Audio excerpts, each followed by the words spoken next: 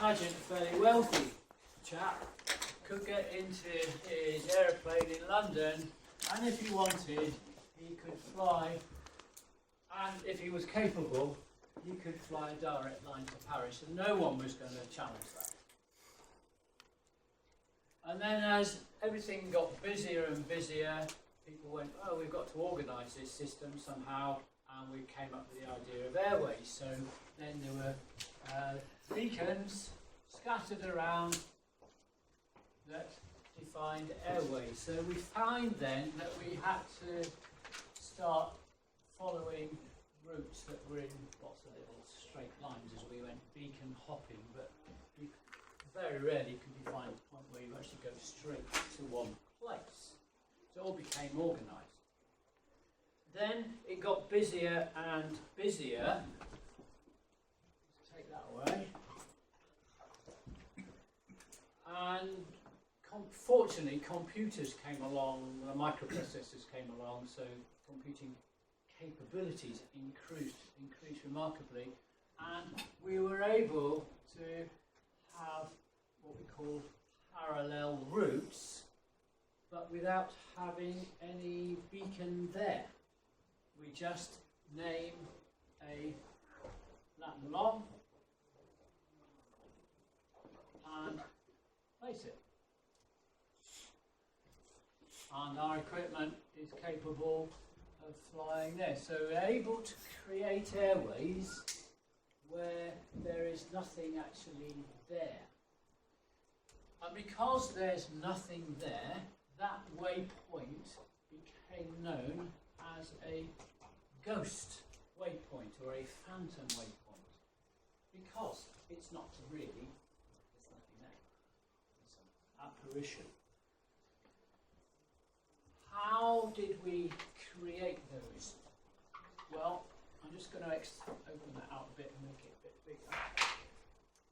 So let's assume that it was actually something more like that. The waypoints. They might have been created by using those VORs. So basically it was off that radio from the VOR, and that one could have defined that point. So the early Rnav equipment was using VORs and DMEs to fly along there. Now, clearly, if you're coming up that direction, you might be out of range of both or one of those VORs. In which case, you couldn't use that VOR to define that position. In the early days, that's how it was defined. I'm saying this because there are questions there that asking about this concept. You have got to be in radio range of the beacons that are used to create the phantom position, because you might think that you're I'm well within range of that position, but actually you're not using that, you're using those. So just be careful with the way the questions are written. What are they actually asking? And it's normally that you're out of range of one of the beacons. So the early systems used to use VORs, DMEs to do that with, and then obviously as things have gone on, GPS has become an accepted mainstream nav stuff. We have these integrated systems which I think are an instrument, so then they're putting in VORs, DMEs, GPS,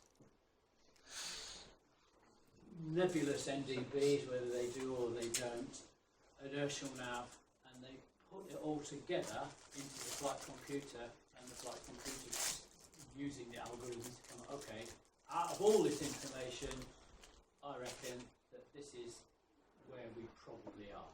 Again, probably are. It's not saying where we are, that's the best we can make. So that's the basics of Rnav. It's gone like that, and then so the airways are really busy. We've got all these coming up like that, but computer technology is moving ahead still, and there is the hope that it won't be too long before you get in your airplane and you fly direct to your destination. And the concept of airways might well disappear. Because if you can get the aeroplanes spread out, they're actually safer. The only problem is this conflicts them, but the computer technology should be capable nowadays of actually managing that deconfliction in some way or other. So that's where we're going. Of course, that will save money, save time, all those sort of things. Right. So that's like a nutshell view, if you like. So area navigation, then defining it, a method of navigation permitting aircraft operations any desired track in the coverage of station reference navigation signal or within the limits of a self-contained. So that's one where that question really is talking about within the coverage of station reference material, because your light aeroplanes don't normally have inertial nav, because inertial nav is very expensive. So you are certainly stuck with that statement.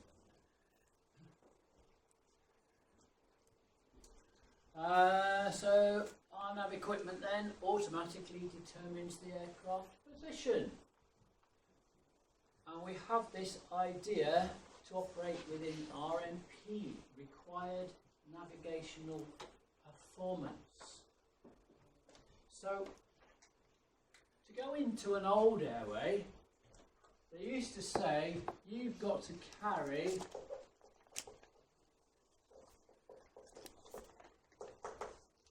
two VORs and the DME. If you want to fly in this airway, that's what you've got to have. Now, that's gone. Well, it's for standard airways that still applies, but if you want to go on to RNav airways, then that's changed, and they're saying you've got to have this RNP, and the basic RNP would be 5. So stick a front on B on the front to make it an RNP. So it's required navigational performance of 5. So within 95% of the time, you've got to stay within 5 nautical miles of your desired position. And as things have gone on, we now have more precise stuff, so this got relabeled to be basic RNav. We have precise RNav, in which case precise, and that goes down to 1.5, I think we're down to 0.25 in approach areas, so it's getting refined and refined and refined. So we've got this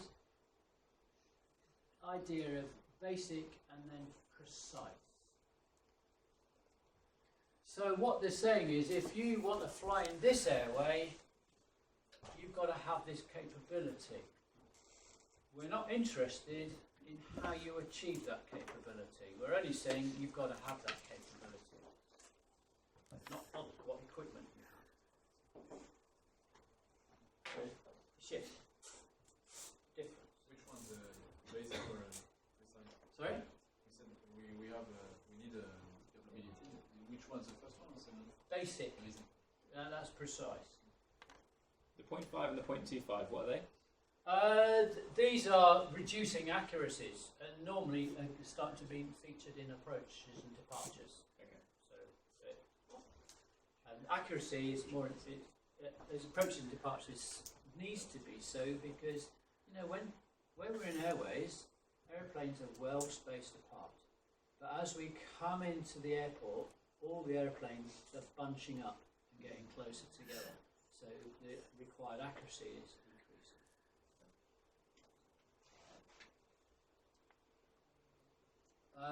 So area navigation then, we used to talk about 2D, that's all we ever mentioned. We only talked about, well, where am I above the earth?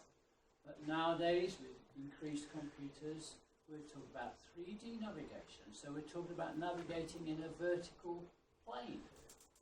So not only you're going plan view along there, but I expect you to climb and descend at a certain rate.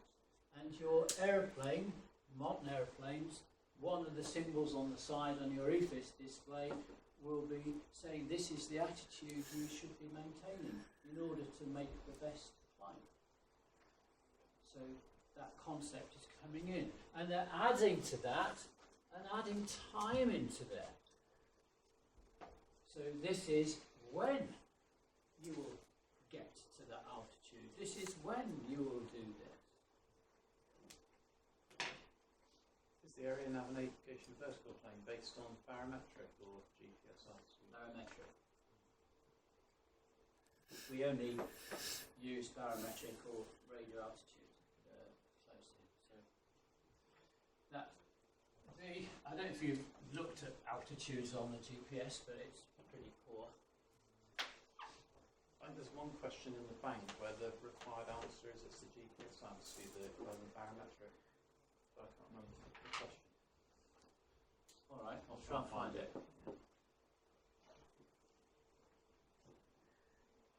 So the advantages then of Rnav, establish more direct routes, that's the desire. Establish dual or parallel routes, this is what actually happened. So that's what we have. We can establish a bypass route. We can establish holiday routes.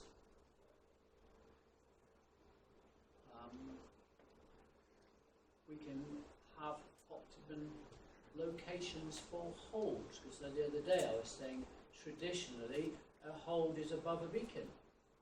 But now we can say that Latin long, which is a lot better and it could be a lot safer, because overhead the beacon could be problematic really. You know, there's a lot of traffic around now. If you just got Latin long, you can say go and hold over there. So you're on your own, away from everybody else. This one is one of those we're all going, because the concept of area navigation is multiple sources. And of course, governments are always looking for ways to cut back money, and paying for these ILSs, paying for these VOR beacons is one way they go, well, why do I need a beacon? I've got a GPS there. And they're wanting to save money like that. But Rnav does depend upon multi-source information. Quite where that will go, we will see. So we've got RMP5, which is our basic Rnav. RMP1, which is the standard precise Rnav. But we can see that we are forever going down, departures there through 0.3, 0.5 and so on, sneaking our way down to lower and lower figures.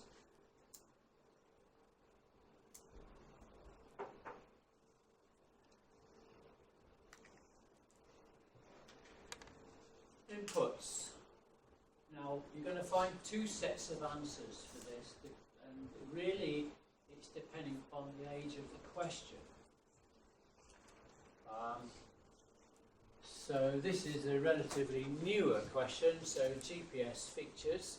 So GPS is the top priority, DME is the next priority, VOR and IRS. DMEs are a lot more accurate than VORs. VOR accuracy was 5 degrees. So if you think about, that's the centre line, there's the VOR, but 5 degrees will be going off like something like that. 60 miles, I think it's 60 miles, you're 5 miles, potentially it could be 5 miles away.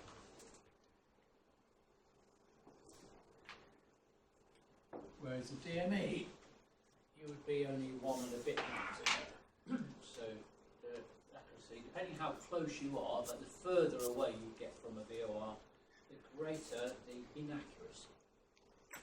So that's why DMEs are ahead, VOR, and then VOR should be in there really, followed by IRS, which we all know has got a mind of its own and just wanders off. But we keep just having to update the IRS position all the time and just keep that as our basis. Usually GPS is better than DME. Sorry? Usually GPS is better than DME. Oh yeah, GPS is the singularly most accurate of them all. We used to have the RAN, which is, went dissipated a while ago, but actually that was up there, very close to GPS. A Second World War system, but it was an extremely accurate system. It's gone. And we had Omega, which would be, that'd be down here somewhere, I think. That's pretty pants. So, if you've got one of these systems, there are rules about what information the pilot should have. So the pilot should have a continuous display of cross-track position. So that is your deviation indicator, isn't it? That's your fly left, fly right bar. Distance and bearing to the next active waypoint. So you've got to know which way it is, you've got to know how far it is. And of course, if you know those two things, you know how far it is, you know your speed, you can come up with the time.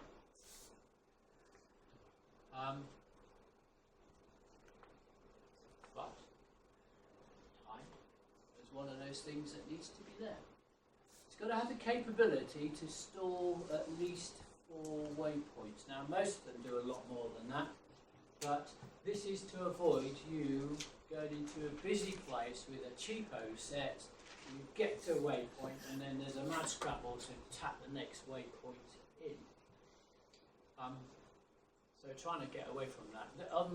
Last course there was a little Russian guy sat here, and I was saying about that, and he's sort of laughing. He said, "John, this is just so true.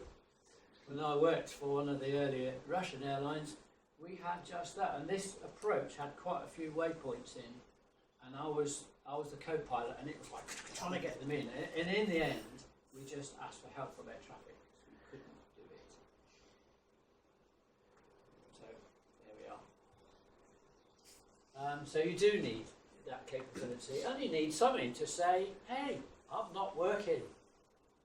Otherwise, you're going to go drifting off somewhere merrily, disappeared. We all wonder, "I wonder what happened to him. Oh, what was she doing then?" Okay, so equipment you need in there. You obviously need a box, and this is from a light aeroplane for basically nav kit for VFR flying. It's just helping you locate where you are. But it does allow you to create phantom waypoints, so offset beacons is another way we talk about it. Range of bearing from the nav aid, but don't forget you must receive the signal from the nav aid in order to use it. So it keeps coming up, this statement. Again, basic stuff. What are we interested on here? This is the bit that I'm really trying to get across. Is VOR 1 dot 2 degrees, and that will depend upon the display, won't it? I should really say full scale deflection is 10 degrees, and the dots depend on whether you're using a 2 dot or a 5 dot instrument. The difference though is here, because if we go to a computed position, from multiple sources, I can no longer use degrees of accuracy. That belongs to VORs. So now we talk about distance. So 1 dot becomes 1 nautical mile. So in terms of distance, 5 miles to the side. Full scale deflection is 5 miles. And that's okay, isn't it? Because an airway is 10 miles wide, 5 miles displacement either side. So it fits in with standard airway sort of navigation performance, basic RNav if you want. And then we go into approach mode. It's not April, it's approach mode with the capability of a quarter of a mile in this particular case. Sorry, capability 1 dot is a quarter of a mile.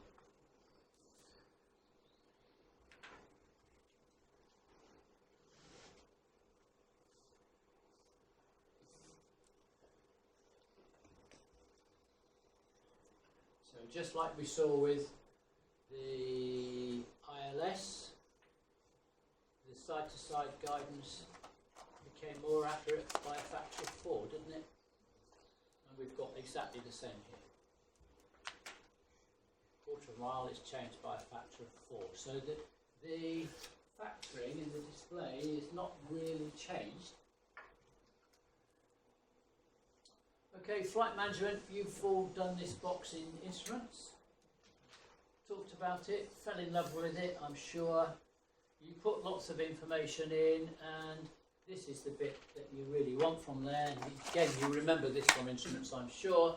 You've got these 2 databases there. You've got a navigation database, updated regularly because the world is changing regularly. New airports, new airways, new waypoints. DME's been removed, VME's been added, all that sort of stuff. So every 28 days. Performance database, as necessary. What would cause an update of the performance database? Additional weight. Modification to the aircraft, so the aircraft performance had changed. How often is that going to happen? Probably never. For most civil aviation aeroplanes, they don't get modified, do they? It's the military that forever changing and adding on, being a cheapskate that wanted to buy a new aeroplane and so on, and ended up paying 10 times more because they wouldn't buy a new plane. But there you go. You cannot change the read-only memory. That should be in red, I think. You cannot change that, but you can modify the route being flown today.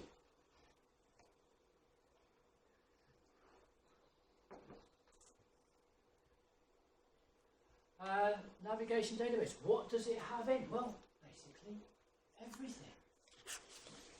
Airports, VORs, waypoints, standard arrival procedures, standard instrument departures, runway data, airport data, NDB data, company routes.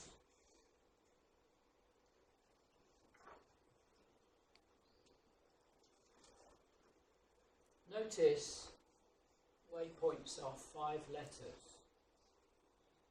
DMEs, 3 letter, and they're idents, you know, when you mark them.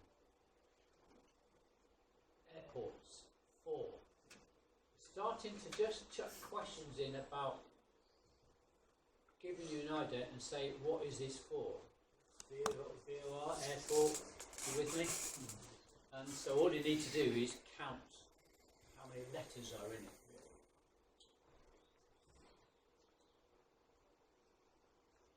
Performance database, then that's got all things to do that would affect the performance, and if any of those sort of things. So on a day-to-day basis, they're not going to change. On the previous one, you said one back, yeah, NDB data 2 or 3 letter. Yeah.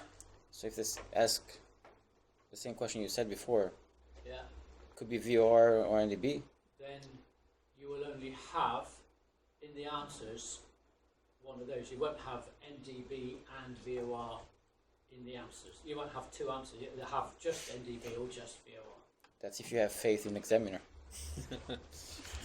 Generally speaking, they're all right. They're not. You Yeah. know, we do demonise them, but they're not that bad. And when we go back and say, hey, there's a problem with this question, they don't tell us anymore. They used to tell us, but they used to say, yeah, you're right.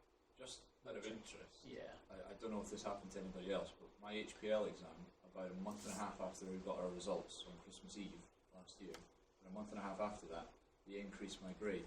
And I'd made a comment on one of the questions, whether that other people had made a comment as well, but so they are doing something about it. They do. If there is a problem. They do. Whether it happens often or not, I don't know. No, it does happen fairly often, and as they're in a phase of writing questions, it will be fairly frequent. And they're fair about it. I mean, Alex rants about the CA, it's mad about them, but they're just people doing their job. And we are getting guinea And they make pigs. mistakes like we do. And they're honest about them. I thought they were taking my grade away when I got the email. Well, no, you won't find that it will go down. Your marks never go down. They will only stay as they are or go up. What has been frustrating is that we've had somebody say fail, gone through a resit and passed, and then the CA have come up and said, oh, actually, through this slow route of ours, we discovered that you passed in the first instance. But you only passed with 75, and that's the mark that's going to stay. Whereas in subsequent pass, of course, I think it was 80 something. But in the end, the CA did go, okay, we'll let you keep the 80%, and of course, you get your money back. They made an effort. So they're fine. It's just frustrating sitting next to a class when you didn't need to, I think.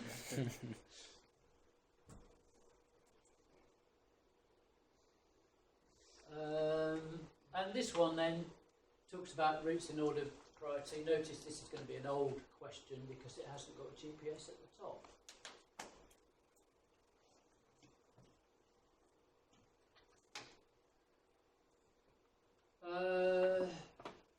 Stuff. I think the bit we maybe need to know is down here, this concept of map shift. When the aeroplane lands, wait on wheel switch activates, the radio inputs are turned off. So the navigating is kept up with the inertial nav system. It's possible that the inertial nav system,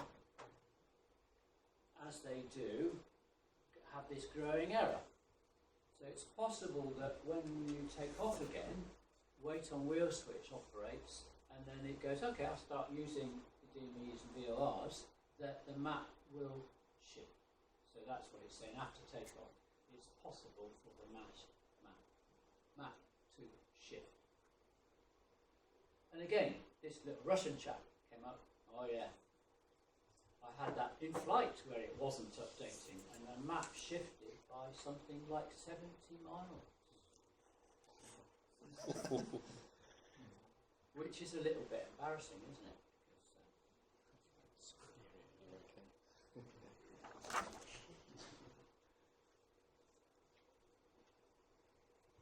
Terms, I think we're probably okay with those. And now we come on to the instrumentation. So the questions here are about what is the name of this instrument, this display I should say. What is the drift? What is the heading? What is the wind? Those sort of things you need to be able to answer. Now, here it's very clear that this is a VOR because it says so. There have been occasions when that element was not readable, and so you had to work out that it was a VOR from other information. What would that other information be? Frequency. Yeah, the frequency. So there we have a VOR frequency. So be careful. Of late, though, I have to say, people have told me that that is clear. So hopefully that will be there. So that we know it's a VOR, but there are two types of VOR displays. So what is that one? 2 dot. Sorry? The 2 dot? Sorry. No, that's not the name of the. They're all 2 dots on this when you go to EFIS, so they're on there. Full display. A full display. It's a full compass rose. That's what we're seeing. A full compass rose. So it's known as a. Its name of this display is a full VOR. Full VOR. I don't think anybody uses these displays. I think when they first came out with the system, there was old codgers like me who would be straight in there moaning, I want my old instruments. So I think they said, okay, we'll just make a display that's got the old instruments and we'll see how long you use them. And of course, I wouldn't have used them for very long, so I would have had a really good moan and gone, no, actually, yeah, you know, the new one's a lot better. So, probably not use that much, but full VOR, I've got the wind here. So I've got the direction, speed, and a little arrow to give me a clue as to what the direction is. Notice all these letters and words and the compass rose, like fixed symbols, all of those things are coloured white. Yeah, white. Up here, I've got my heading, and that little bit there is in green. So that's my heading, and it's just pointing down to what the heading would be, but it makes it easy to read. But it's green either side, because I could have heading true. So that is heading magnetic, and it's green because that is what's engaged. So green is therefore engaged. Notice we said one of the requirements was the distance, so there's the DME distance up in the top corner. In the middle here, we've got our standard OBS OBI, haven't we?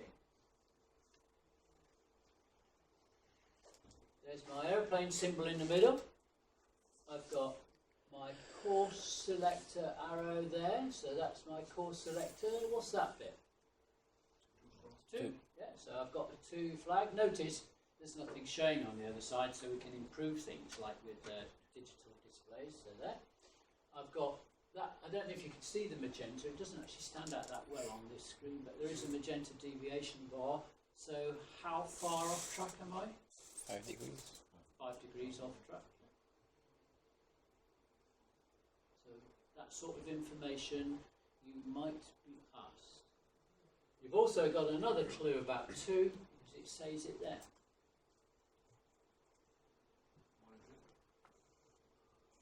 Sorry? Number 10? No, 2. It's a replication of that, but in words. The wind direction's in relation to your current heading, isn't it? Yeah, right. Yeah.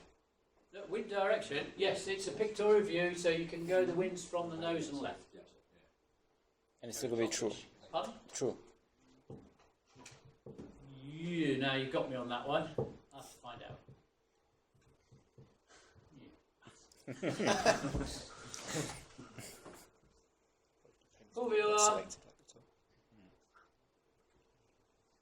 and all the stuff I've spoken about there. 1 dot is 5 degrees, so full scale is 10 degrees. Traditional. Okay, how about this one then? Don't use that as your clue. So what other clues do we have?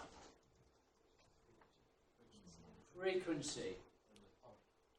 It's got an odd first decimal place, and what was the other criteria? It's between 108 and 112. So I've got a frequency. Is there another clue? Glide slope on I've the got a side. glide slope on the side. So I've got my vertical deviation indicator on the side. The rest of it remains very much as the other one was.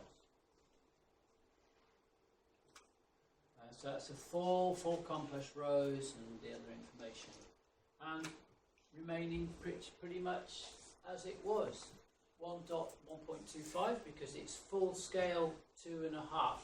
Remember I said to you, remember the full scales, and the full scale for this will be 0.7.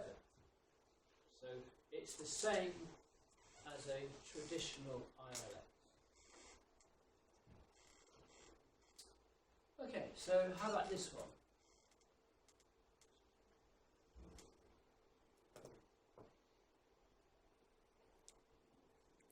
degrees. Expanded VR. Pardon? Expanded? Yeah, it's an VOR? expanded VOR. So what we mean by expanded is that the compass rose has been blown up big, and all we can present is the top little bit of it. Still got my OBS OBI down there. So that magenta line, which again isn't particularly clear, there is telling me the selected course, and clearly you can't actually see on this display what the selected course is exactly in numbers, but it's there. Our deviation is there. We've got an extra bit though, we've got a white line going up there. What's that? Track. That's our track. So clearly then we have some drift. Now, don't look at this because you're going to go, what? But looking at that, without that bit, what's the drift? On the right. Wind from the right. So be careful, I've had right, and then I had wind from the right. And I asked, what's the drift?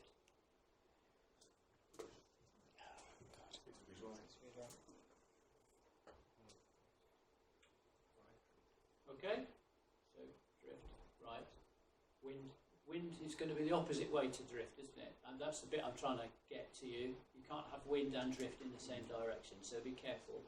And by how many degrees?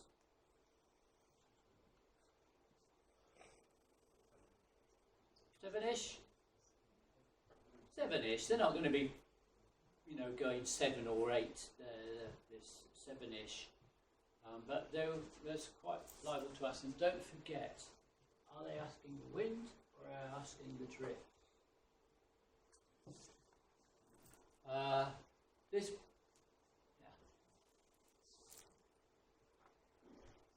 the person who drew all these didn't exactly know Seven. how somebody would Because use them and what the information was about. Now you're drifting right. because you've Yeah, got a that's what I heading said. That's 105, why I put but my you're actually hand going over there to 202. say disregard this.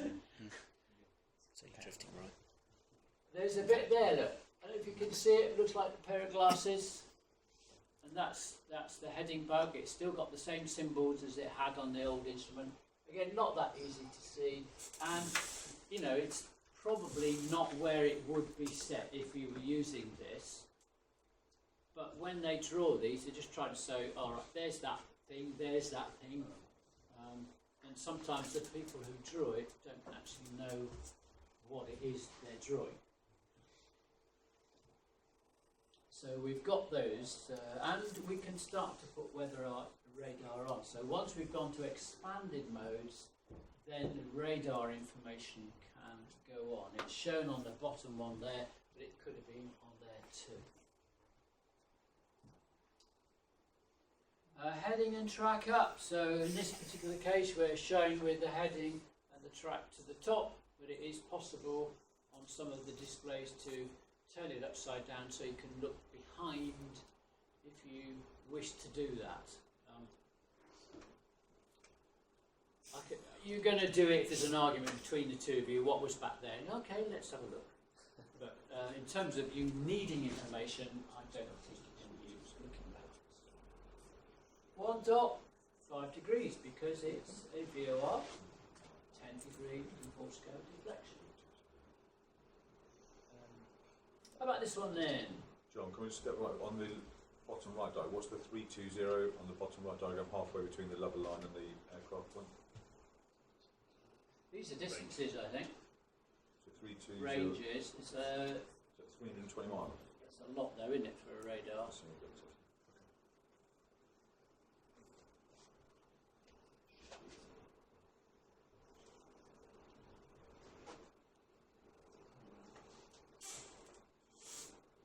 for any other clues on there.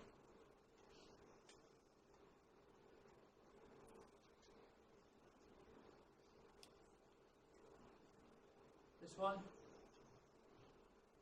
I'll put the name up on it too late. Expanded ILS.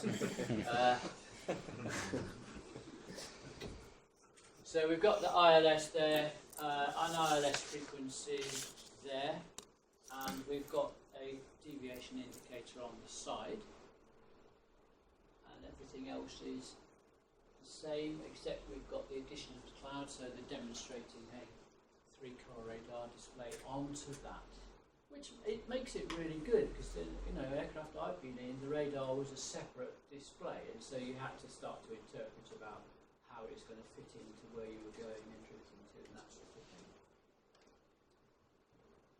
Glide path 0.35, so it's the same.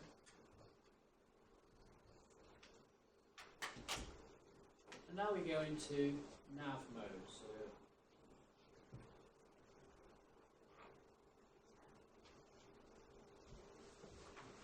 can or might not have that there in nav mode. It depends whether it's going to be displayed. We do have an extra line up here. So we've got that one, which was our track. We've got that one, which is our heading bag. We've got that one, which is the selected course. And then we've got this one. That one is your instantaneous track to your next waypoint. So if you look at that picture, you can see that the course you're interested in is going off something like that, isn't it? And you are down here somewhere going up towards it. Do you agree? Yeah. So say that was, maybe that's the waypoint that you're looking for, so you're probably going to go up there and then do that once you're on that radial. But that line is giving you instantaneous track, so that is effectively that line. So sometimes air traffic come up and surprise you and say clear direct. And if you haven't got something like that, then there's a sudden mad fumble around. Okay, so we should go to the line, and then the... Normally, what you would be doing is working your way up here. And then once you were there, that line would be in line, the deviation indicator wouldn't deviate anymore, and then you would turn. Because the idea is you want to fly down that particular radial. The waypoint we are going to is... No. In this particular case, that's the bit that's the waypoint. You've been just told to join and go on there. So that's not a fixed point as such. It's just a line that you're going to get to. And what's the other dashed line? Pardon? The other dashed line that was on a 180 next to it? That one, that's your heading bug. Oh, bug, okay. Which, again, is not being put in a place that you're going to use. You probably just have it tapped under the heading currently. You know your next track, which is the solid magenta, does that auto change to white when you get over your next, when you go over that one? The magenta one. That one? Yeah. Will that change to white when you get to your next? No, it's still the course. It's just the course that you're interested in. I thought that was the next track, like your waypoint. No, on this, it's just going to, on this particular display, it will just stay magenta. That's your active bit. Oh, okay. I was just thinking that I thought that was your next track though, for your waypoint. Solid magenta. It's the next track that you want to go down. Yeah. But don't forget that white one is your track. Yeah. What's going to happen, of course, is this whole display will revolve around, won't it? As you turn the aircraft, it will all revolve around, and that will actually move. Well, that'll probably stay somewhere around that region, but depending upon the wind, what's going to happen with it. Yeah, but when you get onto that next track, that'll change to No, white. I think that still stays. Oh, does it? Yeah, it does say magenta. Is it? It will, as long Oh. as it's not popular. As long as, oh yeah, as soon as you turn the aircraft, you'll be, yeah, okay, okay. Yeah. Sorry, I'm still quite confused between the two magenta lines. What is the difference between the dash lines and the full line? That's the solid line. Okay. That's the dash line.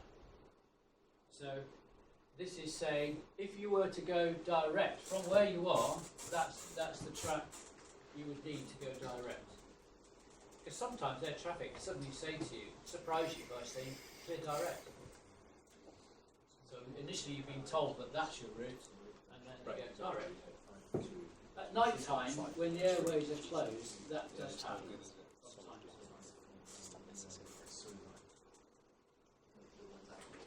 You just want to So 1 dot is 2 nautical miles. How about this one?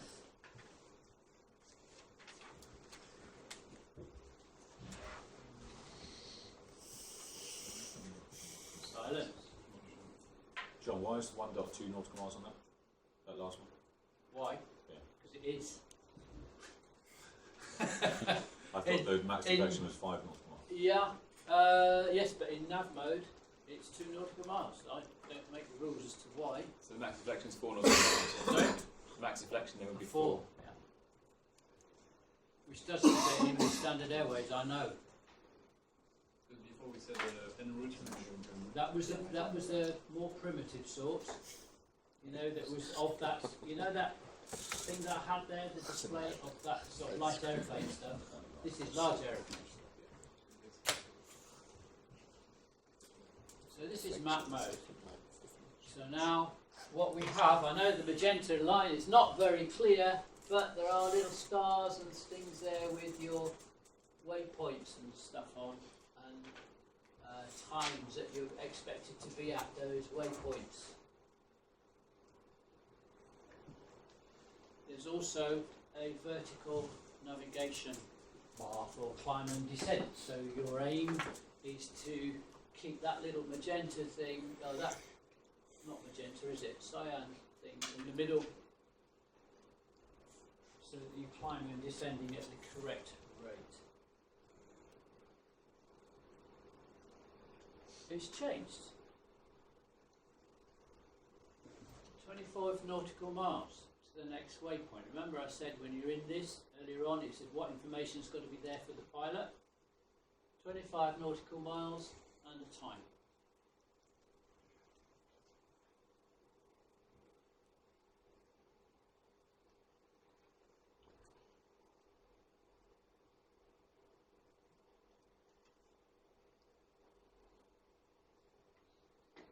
The other thing that we got shown on this particular thing is the radar range scale, so that you have an idea how far away the clouds are and that sort of stuff.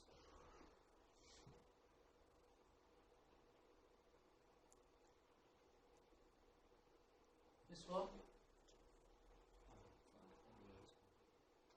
Plan. A big tract here. We've got that. And then this bit, your map, is suddenly arranged how you would arrange a map when you first pull a map out, is you always align it north-south, don't you? So the map here is aligned north-south. This element is still functioning as a normal compass, so all that bit is still fine, but the map is now aligned north-south. So, questions would be about, what is it? What display is it? But it may say, what is the track between there and there? So I should say from there to there.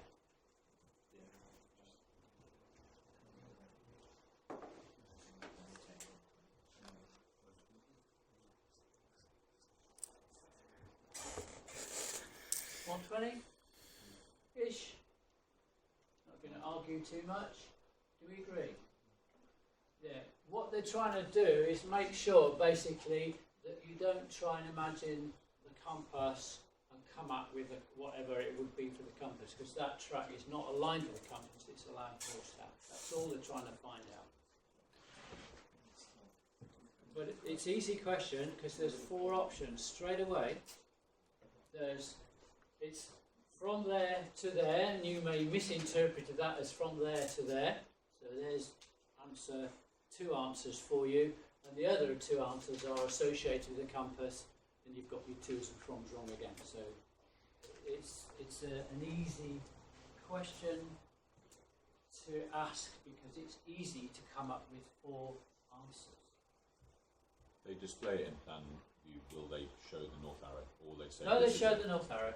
No, they show it all. Clearly, you can't have weather on there because that is aligned like a map, so you couldn't put weather onto a map.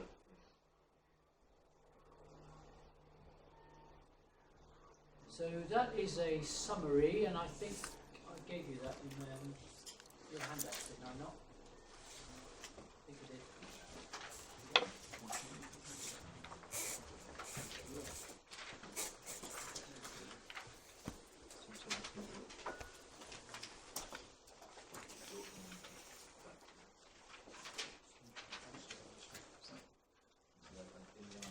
If I didn't, I will. It would make sense to put Am I getting those? because you wouldn't know the variation anyway, so you can involve us. Right, okay, I will print it I out. would have thought if you said it's magnetic, because you can change magnetic or true, which you just It would make sense. change everything depending on that. But who knows? You don't know that. No, not a clue.